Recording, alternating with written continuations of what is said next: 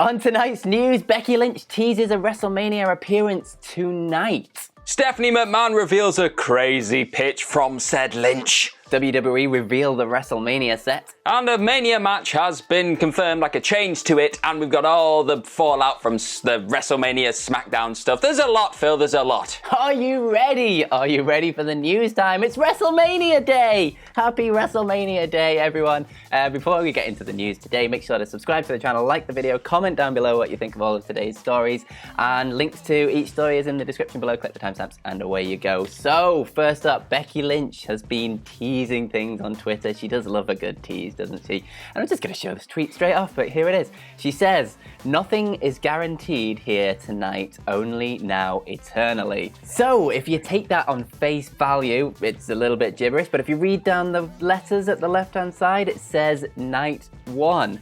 Now, originally, this was all I read into this tweet, I'm not gonna lie, but Reddit user Gonna Blame the Movies has read a whole lot more into this as a whole thing.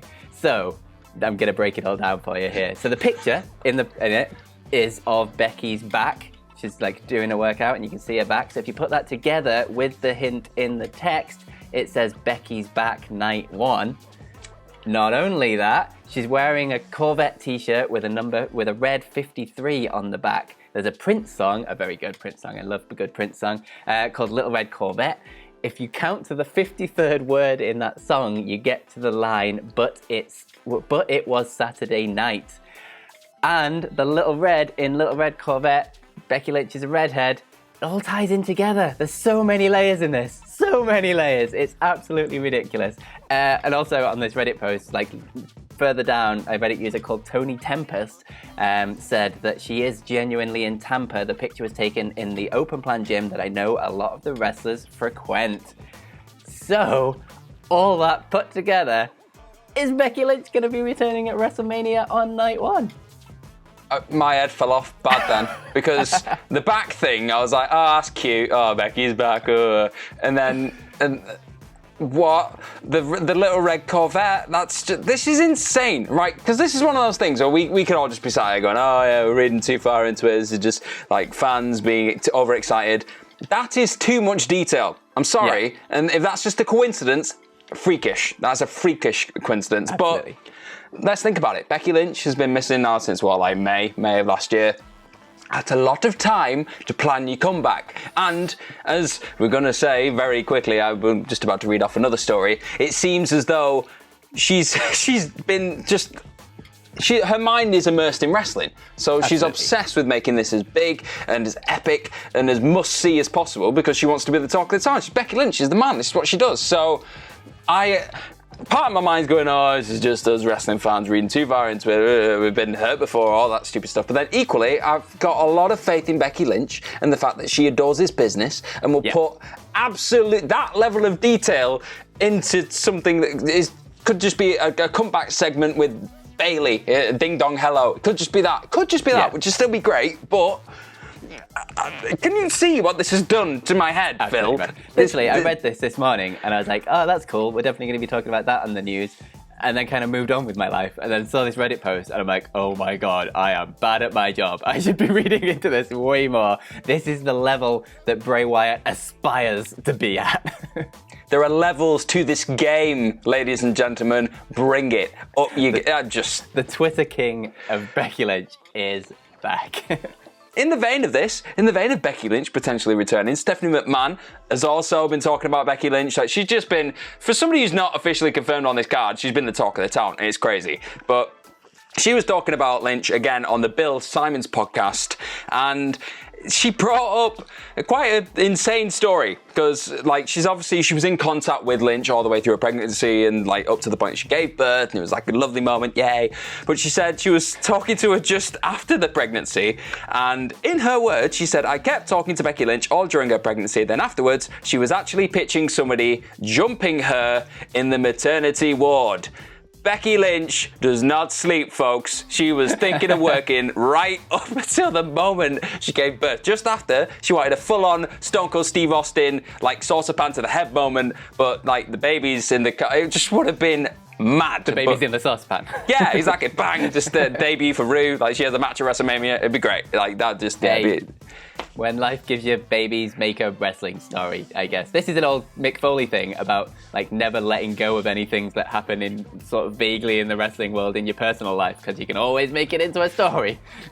It would have been mad. It would have been mad. Yeah, life gives you babies, make baby Nate. That's where we're at here. So yeah, and she also said on the back of this, she was saying that Lynch is itching to get back, so she cannot wait for a return. And then when she was asked whether is Lynch going to be making a comeback at WrestleMania, I assume this interview happened before the big tease on Instagram, but she answered this and said, "You never know about this weekend." So it's official, Phil. She's returning on night 1.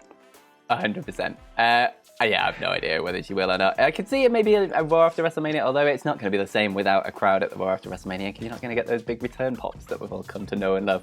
But whatever happens with Becky Lynch, sooner the better in my eyes. Like, she's absolutely fantastic. She's sorely missed, but she has just had a baby, so give her some time to recover from that. It's quite a shocking thing for your body to go through. Yeah, there's one thing lifting weights after giving birth, which again isn't very easy at all. Like, that's an incredibly hard thing to do. It's another thing, taking bumps. Like, when you've had a bump, taking a bump, very hard. Indeed, but talking about taking bumps, something was surely going to come off the top of this, because WWE have revealed the set for WrestleMania.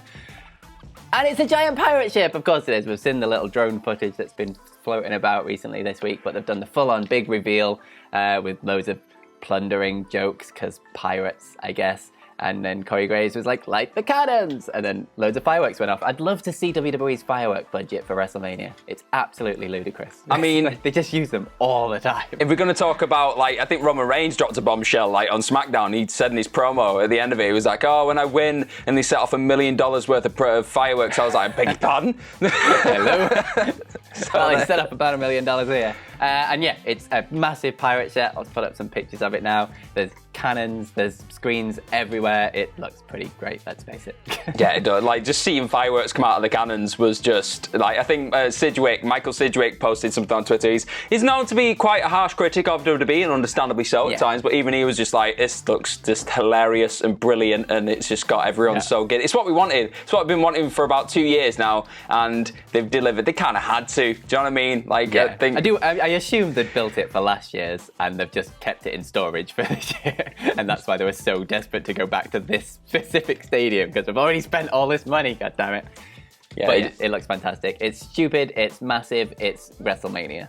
I love it. I love it. And speaking of WrestleMania, obviously we had the WrestleMania edition of SmackDown, because the show is 2 nights long and we still couldn't fit other people onto it. So that's a thing in itself. We've talked about that. But we had a lot of things go down. We had the Andre the Giant 2021 Memorial Battle Royal, and that was won by Jey Uso. He broke the spell, the losing streak since November. He did. In a big old way. He knocked Shinsuke Nakamura out for the win. It was like he did like a T-bone suplex. It was mad.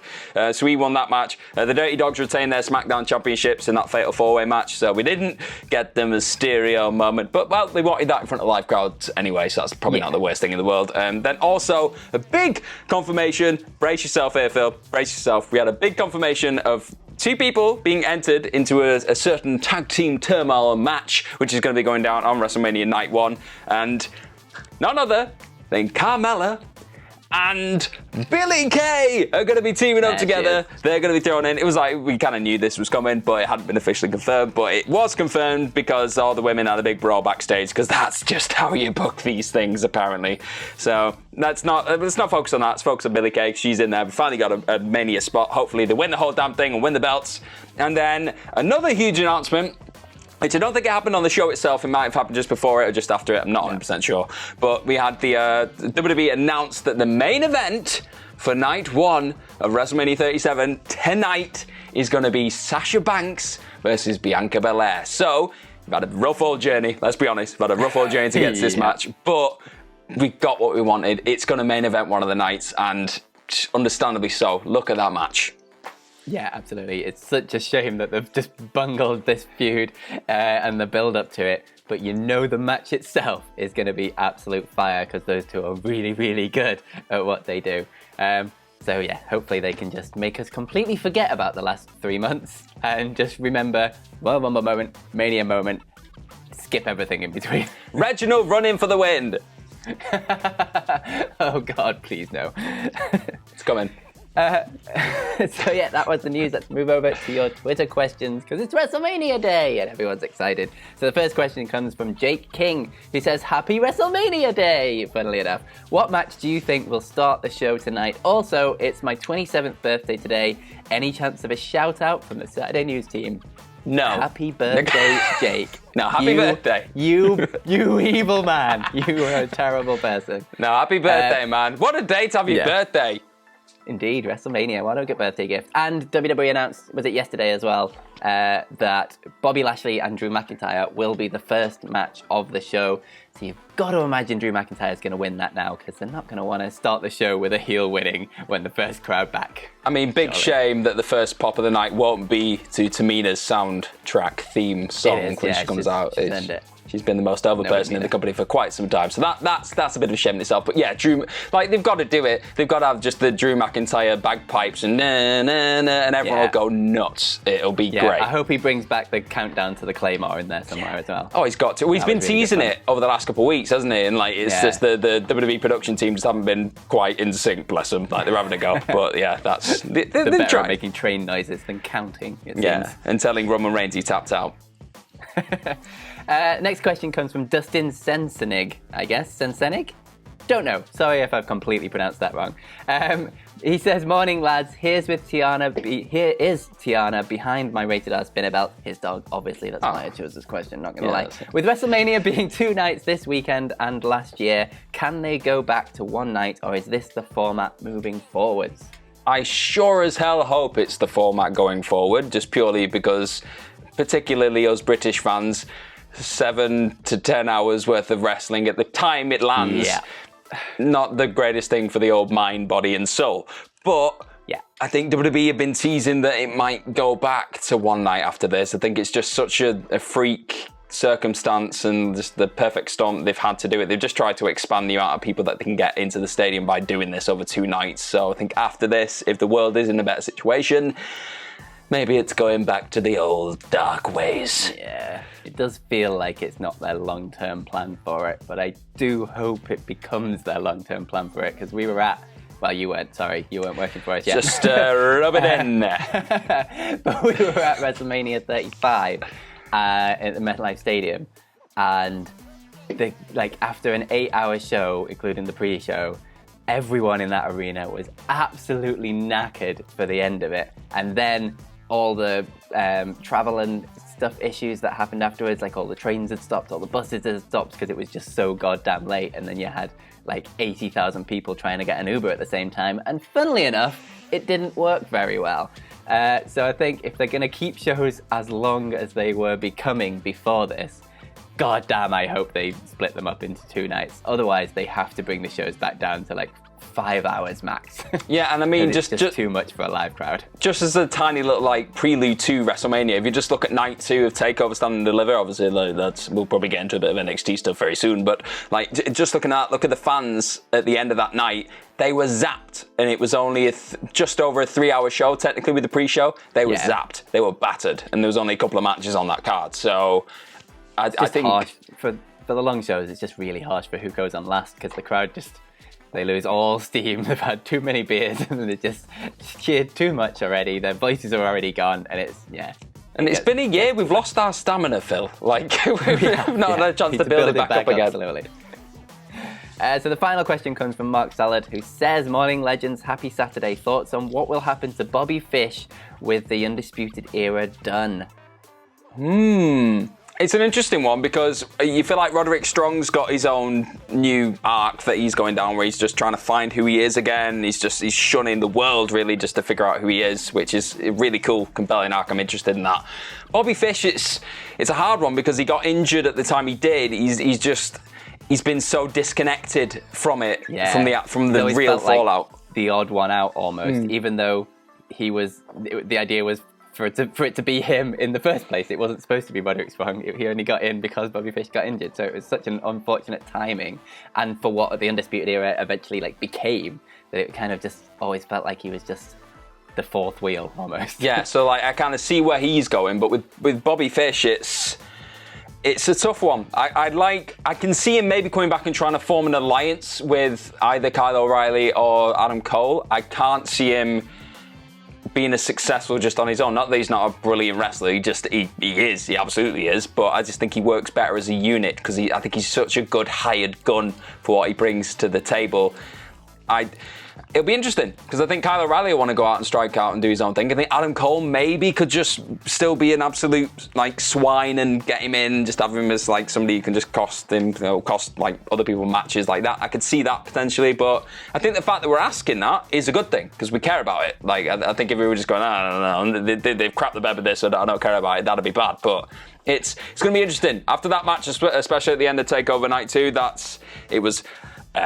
You can call it an epic if you like. I call it a little bit of a slog at times. It was a big old just slobber knocker, to coin JR's phrase. It's going to be definitely interesting, Phil. The fact I can talk about it for this long tells you everything. Yeah, absolutely. It's not like he hasn't done the single stuff before. He was doing it on the independent scene before, though he's kind of always been involved in some kind of tag team or another. So yeah, like you say, very interesting to see what they do. But that is today's news. It's WrestleMania Day! So we've got loads of content coming up. We've got ups and downs for SmackDown coming. We've got a WrestleMania quiz that I assume will be going out later on today. Don't want to talk about the quiz, Phil. You don't want to talk about any quizzes. And then, of course, we've got the live stream for WrestleMania. Night 1 is going to be Adam Nicholas and Andy Murray. Night 2 is going to be me and Adam Wilborn. So come join us for that. But why not follow us on Twitter? That's another thing that you can do. You can follow all of us at WhatCulture WWE. You can follow me at Phil My Chambers, and you can follow Gareth at GMorgan04. And be sure to go and tune into the news tomorrow morning because it's going to be me and Ben Roy, and we're going to be half asleep because we're going to stay up all night, watch WrestleMania, and just bring you the news. Excellent. So yeah, loads and loads of content coming over the weekend. So have yourselves a bloody good WrestleMania weekend, and yeah, have yourselves a bloody good day too. Goodbye.